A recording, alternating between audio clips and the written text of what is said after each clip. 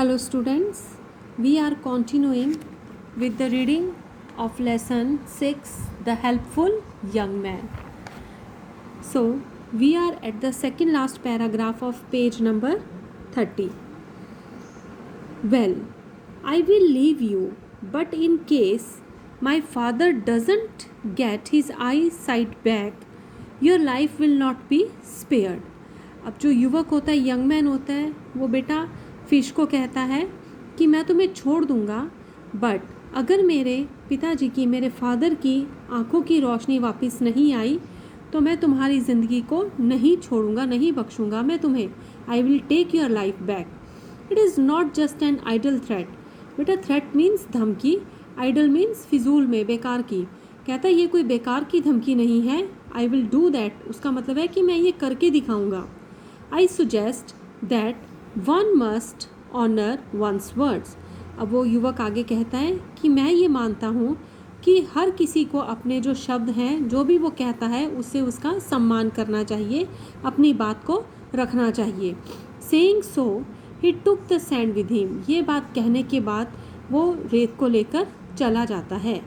As soon as the father's eyelids were touched as advised, his eyesight was restored. अब बेटा जैसे जो वो फिश उसको एडवाइस करती है ना युवक को कि अपने फादर के आईलिड्स को, पलकों को छूना इस रेत से, तो वो वैसे ही करता है. ठीक है. अब जैसे ही वो अपने पापा की पलकों को छूता है रेत के साथ, तो जो उसके पिता होते हैं उनकी आईसाइट वापस आ जाती है, वो वापस प्राप्त कर लेते हैं उसे. यस, गेट बैक, वापस पा लेते हैं. Other 6 brothers got the amazing news and rushed to their father. अब जो दूसरे भी भाई होते हैं, 6 भाई होते हैं, उनको ये इतनी वंडरफुल अमेजिंग न्यूज़ मिलती है, अद्भुत खबर मिलती है, और वो भी अपने पिता की तरफ भागते हैं. Now next page. They grew jealous to their youngest brother. अब बेटा उन्हें अपने यंगेस्ट ब्रदर, अपने छोटे भाई से जलन होने लग जाती है. They feared that he would be the heir to the father's property. अब उन्हें ये डर लगने लग जाता है कि कहीं वो जो उनके पिता के पास इतनी संपत्ति है, इतनी लैंड है, वो उत्तराधिकारी ना बन जाए. हायर मीन्स उत्तराधिकारी, हर चीज़ पापा उसे ही ना दे दें. The eldest brother came forward and said. अब जो सबसे बड़ा भाई होता है ना बेटा, वो सबसे आगे आता है और वो कहता है, thanks O lord you have restored our father's eyes. कि हे भगवान, आपका शुक्रिया है, आपने हमारे पापा की आंखों को वापस कर दिया है. बट डियर फादर, लेकिन प्यारे पापा, may I ask our youngest brother where are the eyes of the fish you needed. कहता है पापा, लेकिन मैं अपने सबसे छोटे भाई से ये पूछना चाहता हूँ कि उस फिश की आंखें कहाँ हैं जो आपको चाहिए थी. अब उनके फादर को ठीक होने के लिए बेटा फिश की आइज़ चाहिए थी ना, फिश की आइज़ की एशेज चाहिए थी. तो वो ये क्वेश्चन अराइज करता है. कहता है वेयर इज़ दैट फिश. कहता है he has touched your eyelids just with sand. कहता है देखिए, उसने आपकी पलकों को सिर्फ एक रेत के साथ टच किया है, छुआ है. It is a mere chance that your eyesight has been restored. कहता है ऐसा भी तो हो सकता है कि ये बस एक चांस हो, इत्तेफाक हो कि आपकी जो आईलिड्स हैं, आईसाइट है, वो वापस आ गई है.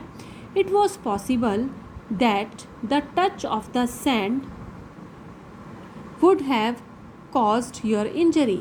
कहता है ये भी तो हो सकता है कि सिर्फ जो रेत के स्पर्श से ही, रेत के छूने से ही जो आपकी इंजरी है, जो आपकी आंखों में प्रॉब्लम थी, वो ठीक हो गई है. Other brothers stood by him.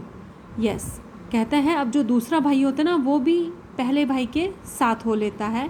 उसके साथ बेटा उसकी हाँ में हाँ मिलाने लग जाता है, क्योंकि सभी को डर होता है ना कि ये जो हमारा छोटा भाई है कि ये फादर की सारी प्रॉपर्टी ना ले ले.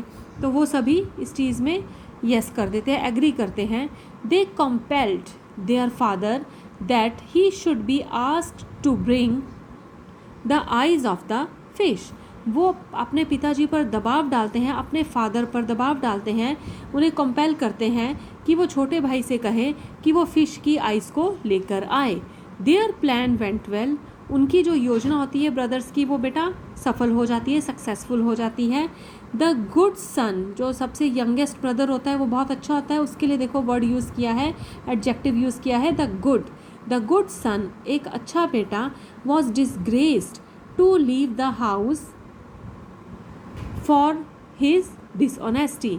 अब उस छोटे बेटे को मजबूर कर दिया जाता है, उसे इतना डिसग्रेस, अपमानित किया जाता है कि उस पर ये एक ब्लेम किया जाता है बेटा कि उसने डिसऑनेस्टी से काम लिया है और बहुत चालाकी से काम लिया है उसने, और उसको आखिरकार घर छोड़ना पड़ता है।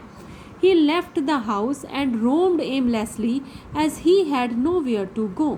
अब बेटा वो घर छोड़ देता है और इधर उधर घूमने लग जाता है। roamed aimlessly means बिना उद्देश्य के इधर उधर घूमना, क्योंकि अब बेटा उसके पास जाने के लिए कोई भी जगह नहीं थी, वो कहाँ जाता, इसलिए वो इधर उधर घूमना शुरू कर देता है।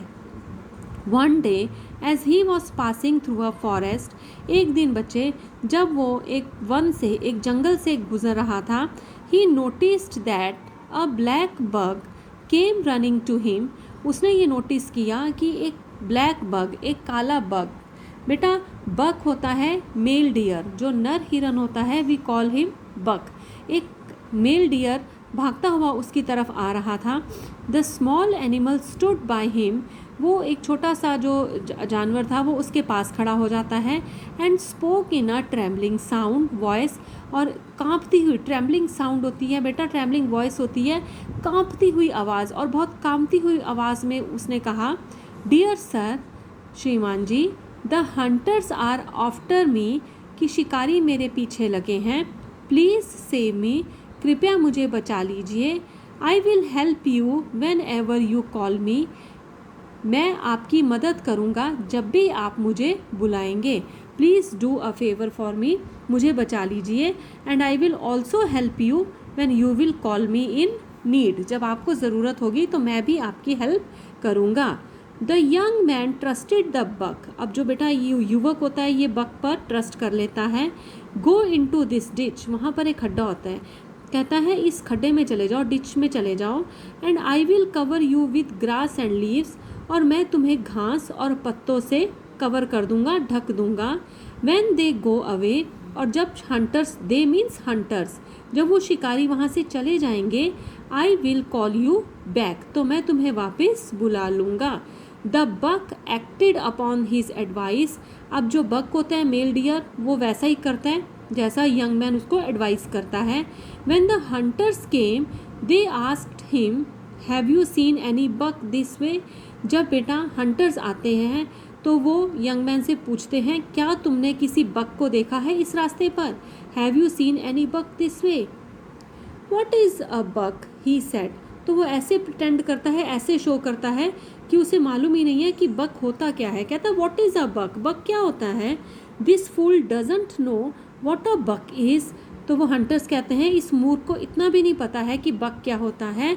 हरी अप, जल्दी करो, lest we should miss the opportunity, they said, कहीं हमारे हाथ से ये अवसर ना निकल जाए। कौन सा अवसर, to catch this buck, yes. Come out now, कहता है आओ चलें, they have gone away, yes. अब यहाँ से बेटा come out now, they have gone away, yes. अब ये जो यंग मैन कहता है बक को कि अब बाहर आ जाओ, वो चले गए हैं। The buck thanked him and promised to help him, buck शुक्रिया करता है यंग मैन का और प्रॉमिस करता है। When he was in distress, distress होता है बेटा ट्रबल, प्रॉब्लम, निराशा जो होती है, कहता है जब भी आप प्रॉब्लम में होंगे, बहुत आपको कोई भी ऐसी कन्फ्यूज़न होगी, प्रॉब्लम होगी आपकी लाइफ में, द बॉय, तो कहता है कि मैं आपकी हेल्प करूँगा। The boy continued his journey, और जो लड़का होता है, ये जो यंग मैन होता है, ये बेटा अपनी यात्रा को जारी रखता है। I hope this page is quite clear to you, go for the reading by your own, thank you, good.